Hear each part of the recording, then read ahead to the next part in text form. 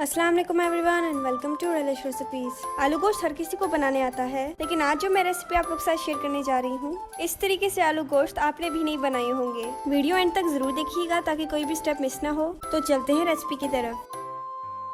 Pan में 1/4 cup oil add करते हैं। अगर आपको ज़्यादा ऑयल पसंद है तो आप इसमें ज़्यादा ऑयल भी ऐड कर सकते हैं।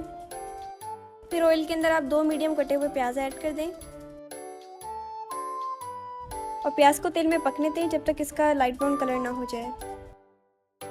आप देख सकते हैं ये लाइट ब्राउन हो चुका है। अब मैं इसके अंदर 1 किलो मटन गोश्त ऐड कर दूंगी।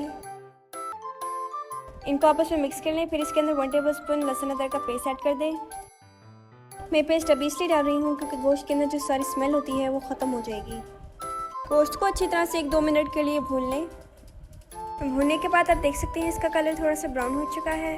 अब इसके अंदर 1/2 टेबलस्पून जीरा ऐड कर दें, 1/2 टेबलस्पून लाल मिर्च, 1/2 टीस्पून हल्दी। फिर इसके अंदर 1/2 टेबलस्पून या हस्बे ज़ायका नमक ऐड कर दें। फिर इसके बाद मसाले को 1-2 मिनट के लिए अच्छी तरह से भून लें।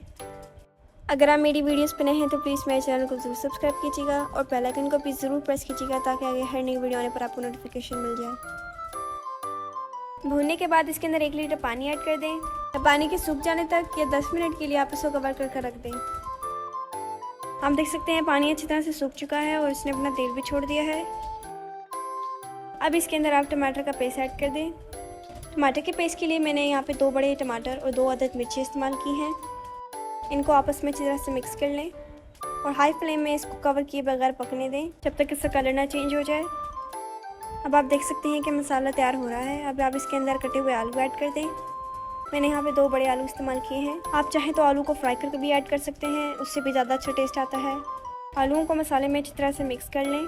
फिर इसके अंदर 1/2 लीटर पानी ऐड कर दें और इसको कवर करके 15 मिनट के लिए रख दें। मैं जिस इलाके में रहती हूँ वहाँ कुकर के बगैर गोश्त गल जाता है। अगर इसी दौरान आपको कुकर की ज़रूरत पड़े तो आप कुकर भी इस्तेमाल कर सकते हैं। जब सालन थोड़ी सी गाढ़ी हो जाए तो इसके अंदर हरी मिर्ची ऐड कर दें। 15 मिनट के बाद इसको 1 से 2 मिनट के लिए हाई फ्लेम में भून लें। उसके बाद फ्लेम को बंद कर दें। तो देखा दोस्तों, ये आलू गोश्त बनाना कितना आसान और मज़ेदार है। अब आप इस रेसिपी को ज़रूर ट्राई करें और खाने के मज़े उड़ाएं। अपना रखें ढेर सारा ख्याल। तो मिलते हैं कल नई रेसिपी के साथ। अल्लाह हाफ़िज़।